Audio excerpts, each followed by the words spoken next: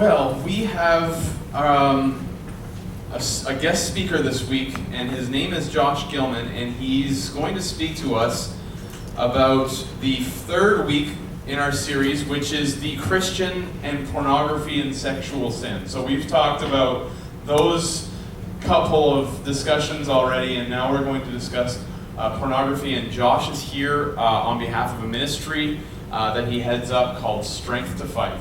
So without any further ado, let's give it up for Josh Gilman.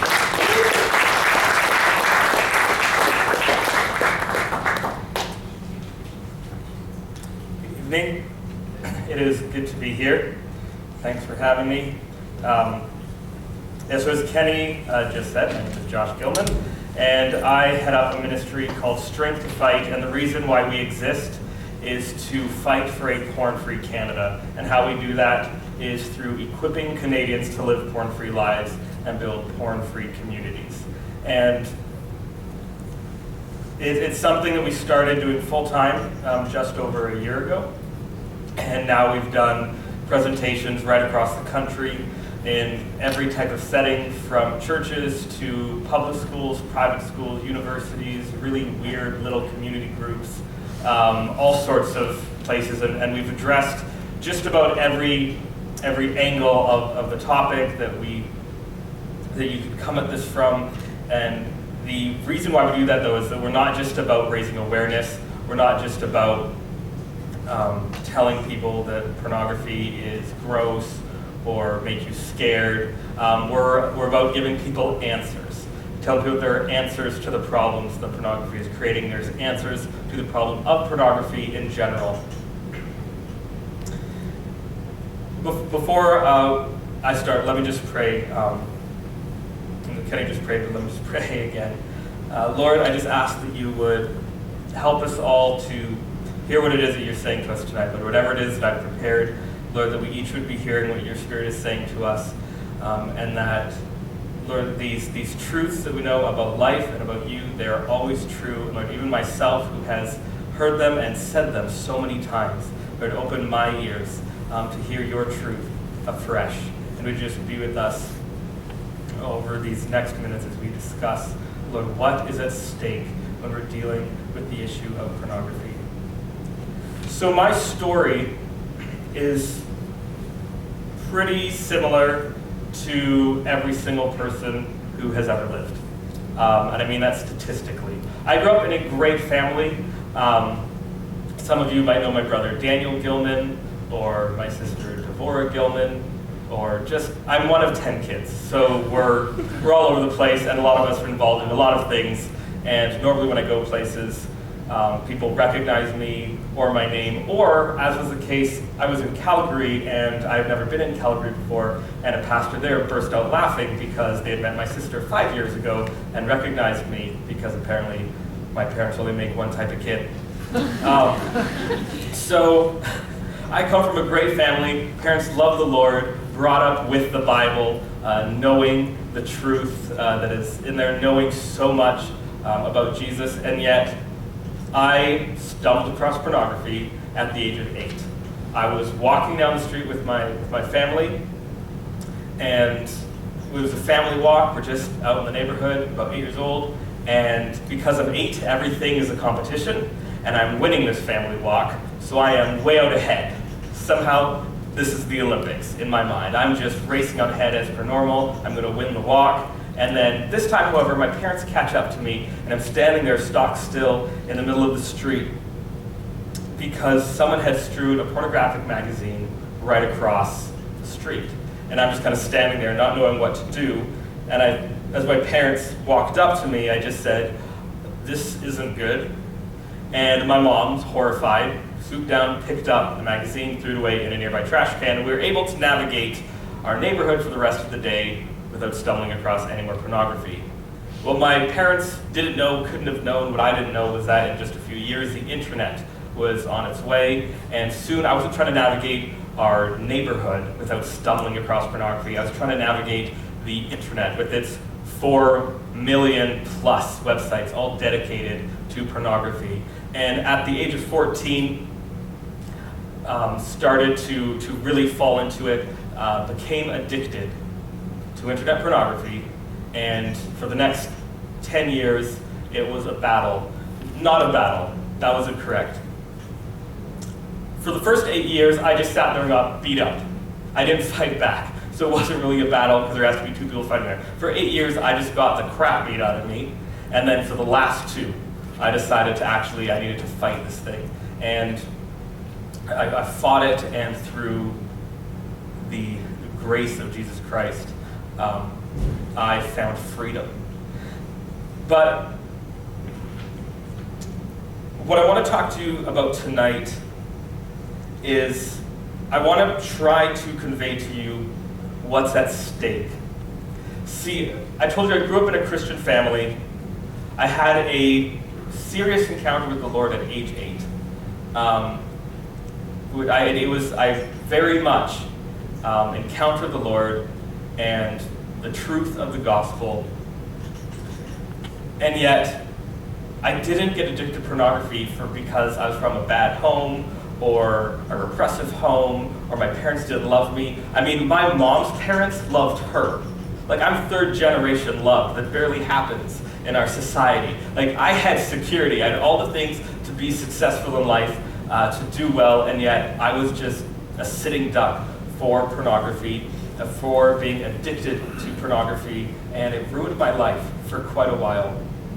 And so I tried everything. I tried loving Jesus just a little bit more, right? Like, just sit there and just love Jesus as much as I can. If I love Jesus, I'll stop doing this thing. That didn't work. I tried to just hate pornography because I knew I didn't like it. No one likes pornography. I know this because I've talked to thousands of people across the country about their experiences, and nobody finishes watching pornography and is like, yes, I'm so glad I did that. Let me put that in my calendar for tomorrow. Same time, same place. I feel fantastic about myself. That has been nobody's experience, and yet we all just keep coming back to it. So just hating it, knowing that it was wrong, it didn't work for me. But I came to a place where suddenly things changed. Before I get into that, I do have to say one more thing, just basic, that for as long as we've been talking about this has been portrayed as a guy's issue. And it is not just a guy's issue. This is a sin problem, and it affects everybody.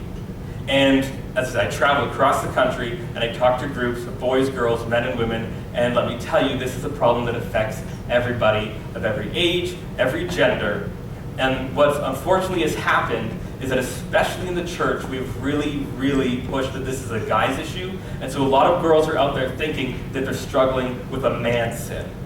And so there is double the shame, double the condemnation, less of a chance to talk to someone because you think that you must be the most perverted person that has ever lived.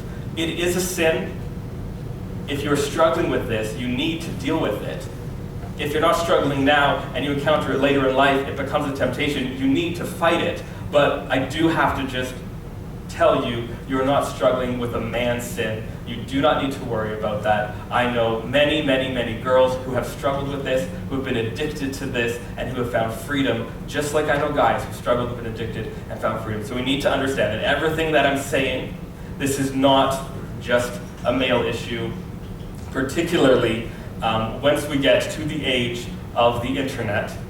The statistics are very, very, very similar in terms of being exposed to pornography and being addicted. So just need to lay that out there so we all understand. So I knew all the stuff about the gospel, all the stuff about the Bible, about Jesus, and yet the thing that really made the difference for me is the Lord really, he had begun to get a hold of my life in my early 20s. I had never really done this crazy running away, getting into all sorts of trouble. I just didn't want to live for him growing up. I just didn't. I didn't want to do things his way. But the Lord really grabbed a hold of my life, early 20s, and just began to turn things around. And I'm not going to read the whole thing tonight, but Psalm 139, which talks about Jesus, how the Lord just knows everything. He sees all that we do. The darkness is light to him. I like to look at my life not walking with the Lord as when it talks about how like even the darkness is light to him and how he sees everything. And when I was young, I'd walk our dog, and I was afraid of the light because I knew that there were probably bad guys in our neighborhood. I'm like 12 here, and I thought there were bad guys who would want to like beat me and rob me. And so what I would do is there's the, you're walking down a little residential street, there's the lamps or the light stands and there's little pools of light. I would like tack around them so that I could avoid, so I'd stay in the dark because I thought if I walk across the light, people, the bad guys could see me because they're in the dark. Now I'm in the light, they can jump on me, and if I stay in the dark, they can't see me, so that's how I would walk my dog, going down the street. And I picture my life before the Lord as if I thought that He can't see me, and what if I was walking my dog like that in the day? Like, how stupid would that look? Like, no one can see me, because I'm walking in an angle. That is what my life was like for many, many years, trying to just not live the way that the Lord had set out for me to live. And yet the Lord's changing me and I'm desiring to live His way, I couldn't beat pornography. I couldn't overcome it.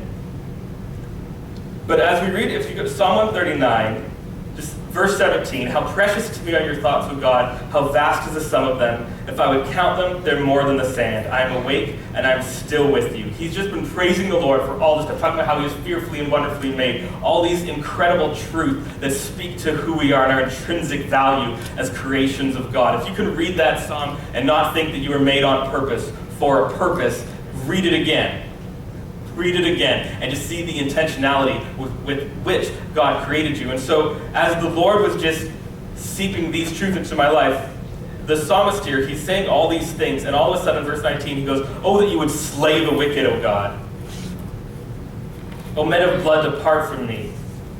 So he's praising the Lord, and then it's like it's this bipolar moment where he just snaps. And it's like, slay the wicked.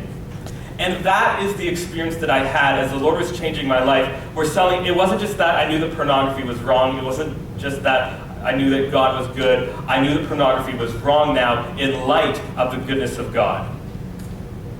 And that was what gave me the necessary motivation to do whatever I could to defeat pornography. And so what I'm going to do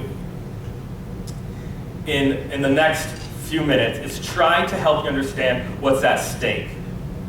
That if you know the goodness of God, and we've just heard testimonies of people who have acted out of their knowledge of the goodness of God, who've taken a chance to share with strangers, to maybe embarrass themselves because of their knowledge of the goodness of God. I'm going to try to put the, quite frankly, horror that is pornography under that light, that we would see what pornography is for what it is, how big the problem is, and that would spur us to action, whether it is something that we currently have struggled with, or something that will come at us in the future, because it is everywhere. So I'm gonna make 4 points that I hope we all can just take away tonight. The first one is that porn is pandemic. We need to understand the magnitude of the problem, what it's doing to society. Secondly, is that it is destructive. Third is that it is fueling a culture of rape and fueling human trafficking. But fourthly, that there is freedom, that it's possible, and it can be overcome. Number one, the porn is pervasive. If we look at the statistics, we know that nearly 70% of young men and at least 1 out of every 5 young women use pornography every single week. Nearly 90% of men are using it on a regular basis, at least monthly, and at least 1 out of every 2 women are using it at least monthly. When we look at what it's doing, the availability of it, 83% of boys, we're not even talking young adults now, we're talking boys and girls, 83% of boys and 57% of girls have seen group sex online. 4 out of 10 boys and more than 2 out of 10 girls have seen sexual bondage online. 32% of boys and 1 out of 5 girls have seen bestiality online. Statistics tell us that out of the next 100 high school boys you see, only 10 of them have not been exposed to pornography. And when we take these statistics and then say, well, what happens after high school? Well, when McGill University tried to do a study on the effect of pornography, they wanted to compare people who had been exposed to pornography against people who had never been exposed to pornography, and try as they might, they couldn't find anybody who hadn't seen pornography, and they had to cancel that particular study. That is the state of our society. That is how pervasive it is. That is something that both should frighten us if pornography is a problem, but also if you are struggling with this, I know what it is like to sit there and think to yourself, I'm the only person in my entire church who struggles with pornography. That specific sentence is statistically impossible. If you're in a church of 100 people and nobody in your church is also struggling with pornography, all that means is statistically every single person in every other church must be, because all the people who aren't are in your church. Like, statistics are true for a reason. Like, it's what happens when you look at the problem and it shows up over and over again. And as I said, I travel across the country and I know that this is true because of all the conversations that I have. I go into a little tiny church filled with mostly people over 50, and person after person after person after person comes up and tells me their story of what pornography did to their life. And I know what it's like when I go into university campuses, and when I make mention of pornography, nobody looks confused. Nobody is saying, what is that? That's because we essentially all know. I asked a 16-year-old girl once who homeschooled, great family, all of her friends are homeschooled, come from great families. I know most of them. And I said to her, what do you hear about? Do you ever hear about pornography? And her response was, do I know humans? This is the society that we live in. This is what boys and girls, this is what our younger brothers and sisters are growing up with, and it's only growing. We also need to understand when we talk about the pervasiveness of it is that the way that it affects our brains and the way that it sticks in our brains, pornography has the same effect on our brains as both upper drugs and downer drugs. They say it's like taking crack and heroin. That is what it is chemically doing to our brains, physically rewiring them to make new, mostly permanent pathways in how our sexuality and how we think about these things. And that is what literally every single person in our society is dealing with. When we think about the availability of it, it used to be that you had to go down to a store, look someone in the eye, hand them a magazine, and say, I would like to exchange my money for this. And it was still a problem. Now every single device, every smartphone is a gateway to unlimited amounts of pornography. It is like if in your house, in my house, we have 5 closets. We also have 5 devices that can connect to the internet. It's like if all of my closets were filled with poison that could destroy my brain and the brain of anybody who encountered it. I would do something. I would board those closets up. That is what the situation is in reality in my home with 5 digital devices. There is poison that has direct access to me because, as we all know, who here, raise your hand if you have never had a pop-up on your computer, ever? Nobody? Right. It is not just us maybe going to look for it, but it's everywhere. The other day I was out on a trip speaking about how we need to fight pornography. I'm just on my computer, scrolling through some Twitter links, just seeing if there's anything interesting, and oh look, that looks like an interesting article from CNN. I clicked on it. It was not an article from CNN, and it was not interesting. I closed it very quickly, but here it is again. Here I am, there to speak against pornography, and pornography still found me. That is the state of our culture. What is pornography? Is it just a little lust problem? Is it just a little bit of temptation that comes up and, no big deal? I would say that pornography is destructive, and even beyond that, I would say that it is demonic. It is the opposite of the gospel. The gospel is the ultimate example of service, of servanthood. of the Son of the King of the universe who came and conquered death and sin, and who is now the King. Jesus Christ the King, who will rule victorious for all time, serving, giving up everything. Pornography is the opposite. It is essentially sacrificing another human on an altar to yourself. It is saying that it is possible for another human to exist simply for your own benefit.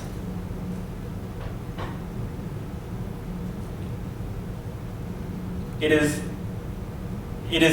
men and women deriving pleasure from the destruction and degradation of others, predominantly of women. It is the opposite of the gospel. And if you don't believe me, you just have to look at what it does to people. I was at a conference recently, and no less than 12 women came up to me and told me that pornography had destroyed their marriages.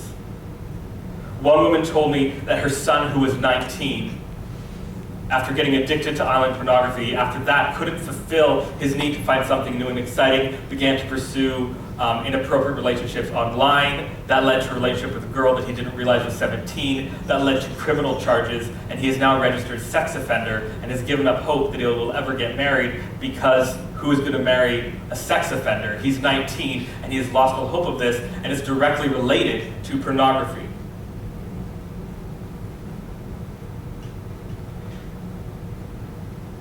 Stories of fathers unable to relate to their teenage daughters because they have trained themselves to view all women in a sexual way.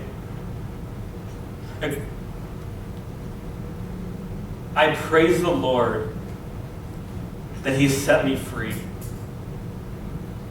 because I have a daughter. She's not quite 2 yet. She's the most hilarious child ever. She has all the attitude in the world. Somehow she's been going through a terrible too since she's 6 months old. And I'm so grateful that the Lord changed my heart in the way that I see women, because I know what pornography did to how I thought, how I viewed women. And it would break my heart if I still thought that way, knowing that I'm trying to raise up this little girl to be a woman of God. And yet stories after stories of fathers unable to relate to their daughters because they're terrified as they become women and they know how they view women. Of brothers not wanting to be around their sisters because they know how they view women.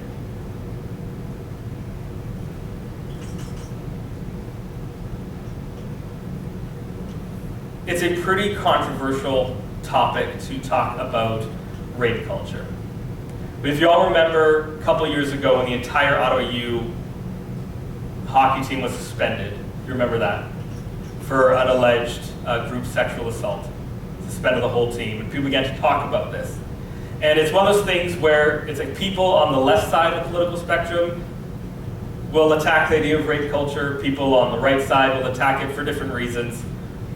And yes, we are not in one of those societies where men can just attack women in the streets or on the bus and not get in trouble. But if you look at the definition of rape culture, one of the definitions is, or essentially all of them include the basic concept that rape culture can develop when prevalent attitudes and practices normalize, excuse, tolerate, and even condone rape. Examples of this behavior continue are victim blaming, sexual objectification, and trivializing rape. That is what we have in our society. If almost 100% of us are consuming pornography, and 88% of pornography, of mainstream pornography, contains violence against women, then we are a culture that is trivializing violence against women. And we need to also understand what we're consuming is not just portrayals. Remember, I did not say 88% portrayed violence against women. I said contained, because in pornography, it is real. One of the owners of one of the larger porn companies in the world said, Amateurs come across better on screen. Our customers can feel that. By the women, you can see it because they still feel strong pain. Causing pain is not a side effect of the porn industry. Causing pain is the porn industry. So we say, pornography doesn't fuel rape culture. Pornography is rape culture. When we engage in pornography, we are engaging in rape culture. I'll tell you one quick story. There was this girl, she was a university student, and as a surprise, surprise, university student, kind of low on cash. She got an invitation to go do some modeling. She was told it was nude modeling. She thought, okay, I really need the money, I'll do it. She goes out, drives a couple hours, meets these people, and she's pretty nervous, so they give her a drink, calm her nerves. She wakes up hours later in her car, feeling destroyed, drives home, and desperately searches online for the pictures that she did. She can't remember them. And what she found were not pictures. She was not alone, and nothing that happened was consensual.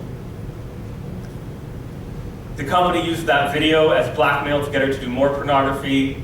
Eventually, she was also used as a prostitute, trafficked across the country, and eventually she was trafficked up to Canada, where thankfully an RCMP officer trained in spotting victims of human trafficking helped rescue her. A couple years later, she's in a Alcoholics Anonymous meeting, as she had developed many addictions through her years of pain. And a guy there recognized her.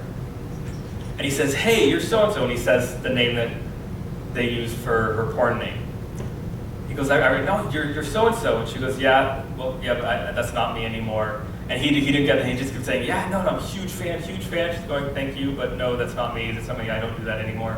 And he says, you know what was my favorite video? And he starts to describe an outfit. And she, to her horror, realized it was the outfit from that very first time. It was the outfit from her very first rape. And he was telling her how this was his favorite.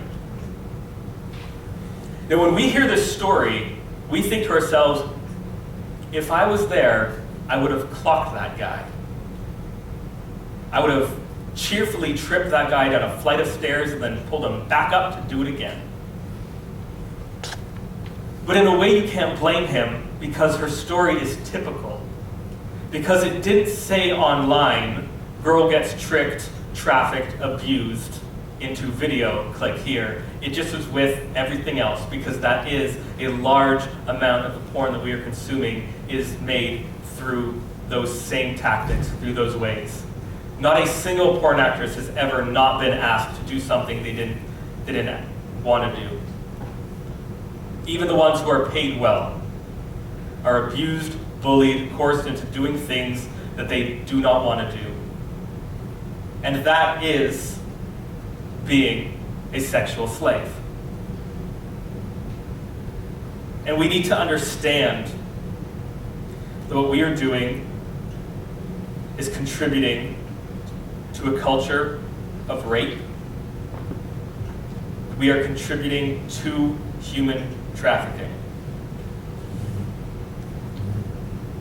We need to realize this is what's at stake and this is what we're fueling. Never mind getting into the economy of it all and how even the videos where everyone was paid well and everybody is happy, the money that you follow the money, the companies it goes to, and how that is used to traffic humans, and we get it, that's a whole other presentation on how that all works. We need to understand this is what's at stake. This is the culture that we're contributing to. This is what is happening. There's a quote, it's been said by so many people, no one's quite sure who said it first, but I'll just attribute it to David Platt, because that's where I saw it. He said, no matter how many red X's we write on our hands to end slavery, as long as these same hands are clicking on pornographic websites and scrolling through sexual pictures and videos, we are frauds to the core. This is what we are doing. This is what I did. Yes, pornography is common, but it cannot be normalized. We need to realize what's at stake, what it's doing to our society, to ourselves. When I meet with groups that deal with trying to help people and help marriages, we talk about this and we say, we have not seen anything yet in our society when it comes to divorce. Because our generation is the first one that has grown up completely from the time we were born with access to all of this. All of us have been exposed to pornography, the first fully pornified generation, just starting to get married. And when we see marriages where both people have been immersed in this culture, what is going to happen?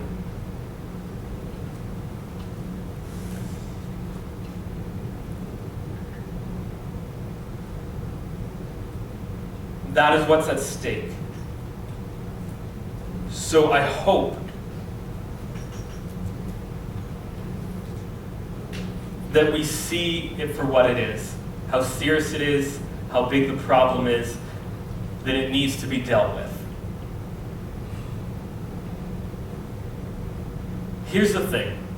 I just described to you the horror of pornography. What someone who watches pornography is contributing to, what they are consuming, the sexual cannibalism of it all.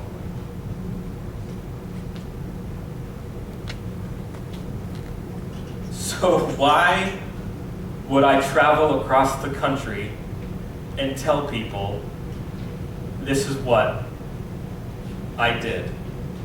This is what I consumed. This is what I contributed to. What in the world would possess me to do this? Full time. This is all I do. Telling people this is who I was. This is what I've done. Everything I just described to you, I know I'm guilty of many, many times over. It's because victory is possible and freedom is actually possible. And it is worth it to me to come here and tell you what I have done, to also be able to tell you who I am now.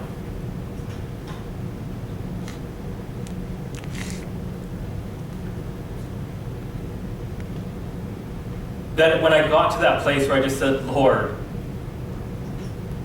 wickedness depart from me, it has to go. That I did not plead in vain.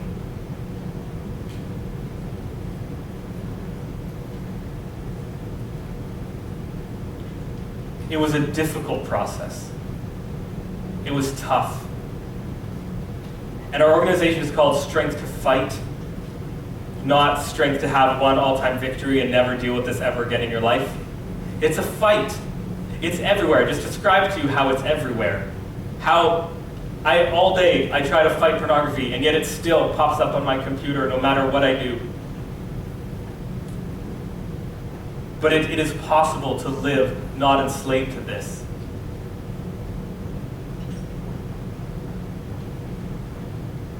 And as the Lord changed me, there's one specific moment that stuck out in my mind, and I still praise the Lord for pretty much every day. I had just asked out my now wife, Megan, and she had a couple of questions for me before agreeing to embark on a serious relationship. A lot of great questions, but one of them was, are you addicted to pornography? Because she had seen what a relationship where pornography was a factor, what that was like. And she says she would not do that. She would not even go there. And I was able to tell her, I'm not. I was. But that is not my reality today. And unfortunately for all of you, there's only one Megan, and I got her. But you can all have your moment where you're able to say, that is not me. There is victory. It's possible. I'm standing here to tell you it is possible. I'm running out of time, but I would be quite remiss if I did not talk through some of the steps you need to take to find freedom. And if any of you are embarrassed to take a lot of notes, you're taking them for a friend. So everybody write it down, as much as you can. If you're not writing anything down, at least have the decency to scribble.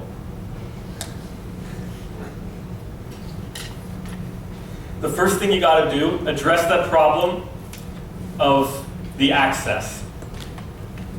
This goes for everybody. Even if you're not struggling with pornography, we need to stop it from getting to us. If every single closet in your house was full of poison, you would board it up. We block it, stop it, cut off access. When I decided that I needed to fight this once and for all, first thing I did, threw up a filter on my computer.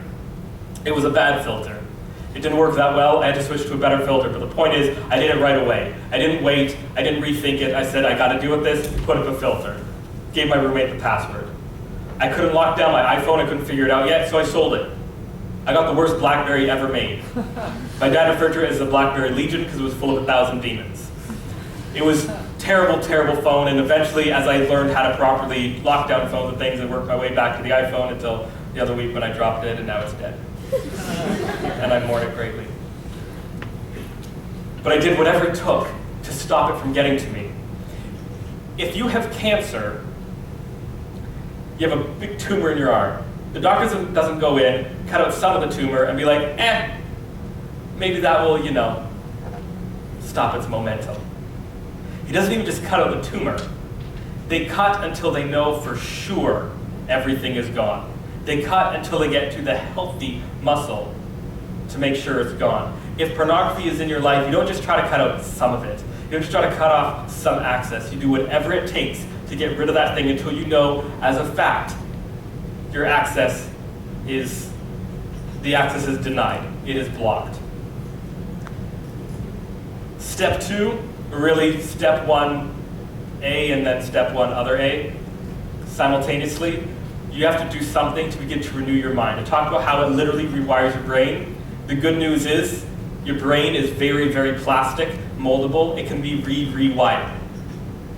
So again, first thing I did, I signed up for an online Bible study that would just take me through looking at especially some of the root issues of what drove me to pornography in the first place, how I was really just being selfish, serving myself, not wanting to serve the Lord. Some of those questions, what were my triggers? It took me this whole intensive Bible study. One of the ones that's available online is called the Fortified Program from Fight the New Drug. There's others. Get into a specific group with some guys or girls that you know, not a mixed group, guys group or girls group. You do something to renew your mind. You start new habits. Pick up new hobbies. Read good books. No one has ever been out in their backyard building a boat and in the middle of it been like, I should stop doing this and watch pornography instead. It doesn't happen when we do healthy, good things with our minds. It is tough because we live in a world where we're just sucked into our cell phones all the time. My wife and I, it doesn't matter that it's not pornography, it pulls you in all the time. Overall, we realized we are spending way too much time on our phones when our little daughter is 20 months old. She's sitting eating her little bowl of cereal, and she found this old flip phone that she found in an old drawer. It's like a 10-year-old phone. And she's sitting there eating, and she's holding this phone while she eats and browsing. Like thing's totally dead, and it doesn't really have a screen. But she was doing what we did. We're always there, always on our phones. We were like, what are we doing? We changed our habits. We start plugging in our phones elsewhere in the house so they're not with us. You just need to do these things to get healthier.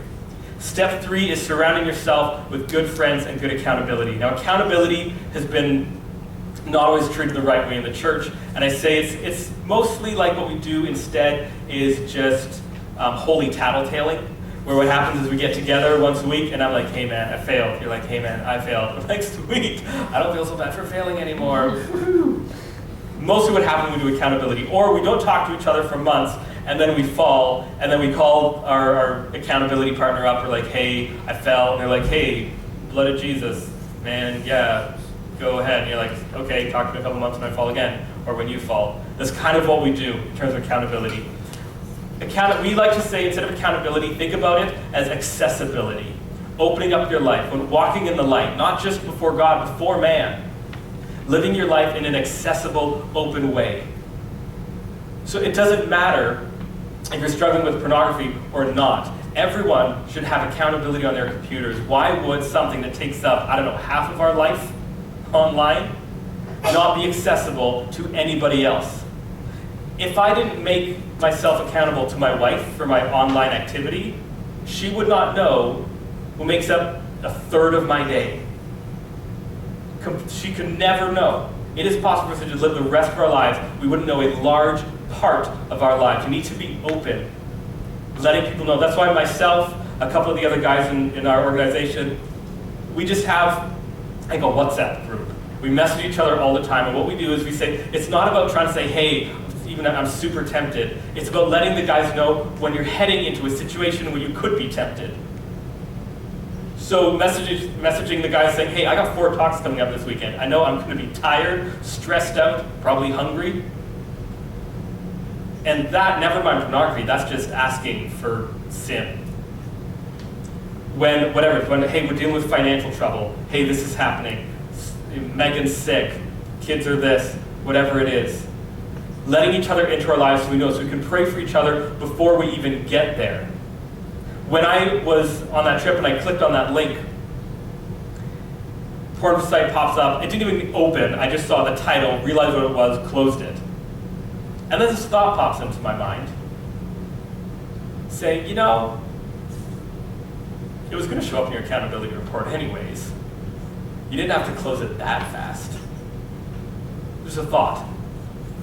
So I know that when you leave a thought, it just festers. And it'll come back. So instead, I called up one of my friends and I just said, he didn't answer the phone. I left a message telling him exactly what happened and saying, call me later. I don't want this thought to come back. And he called me a couple hours later and I said, yeah, don't worry, it's out of my mind. Just living your life in a way where you're speaking these things out, where it's not going to fester in secret. It's the problem again of the smartphone. Our whole life can feel so secretive. When I decided I'm done, I'm quitting this, I want nothing to do with it, I'll do whatever it takes.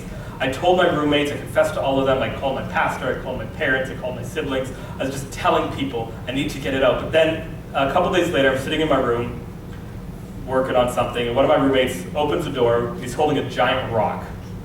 And he puts the rock at the base of the door, just kind of looked at me, nodded, like, you know what this is for, walked out.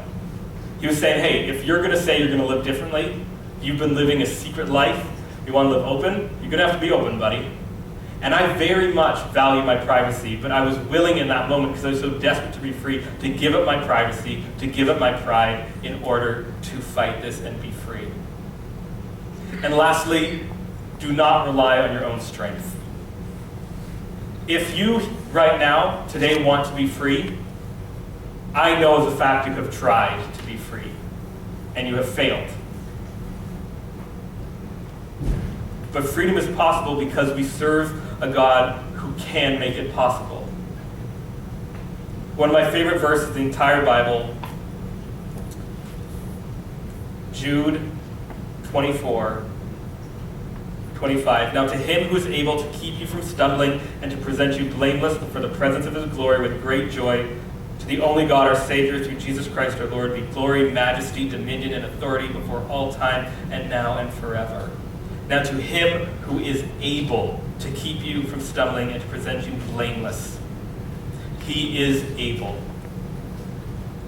We've been hearing these testimonies of what the Lord is doing in different people's lives. He is able. I'm standing here because the Lord set me free. He is able.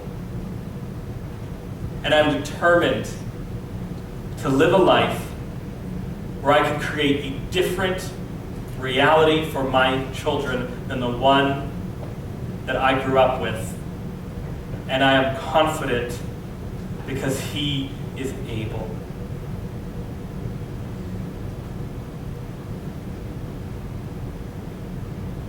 The end of Psalm 139 says, "Search me, O God, and know my heart. Try me and know my thoughts, and see if there be any grievous way in me, and lead me in the way everlasting. If you're struggling tonight, just pray that prayer. Ask that the Lord would lead you in the way everlasting. If anybody is struggling or just wants to know how to find it more, we made these little booklets. We normally give them away for a suggested $5 donation, but if you don't have that, please just take one anyways, because our mission is to help people be free. So if you need this, or if somebody you know needs it, or if somebody you know needs it, please take one and know that you can be free because He is able. Lord, would you just help us to understand your truth, that you are the God who has won. You defeated sin and death, Lord, so we can be free. Lord, this problem is everywhere. It's affecting everybody. It can be hopeless. But Lord, we know that you are able. So would you do that in our lives tonight? We thank you for your glorious grace. Amen.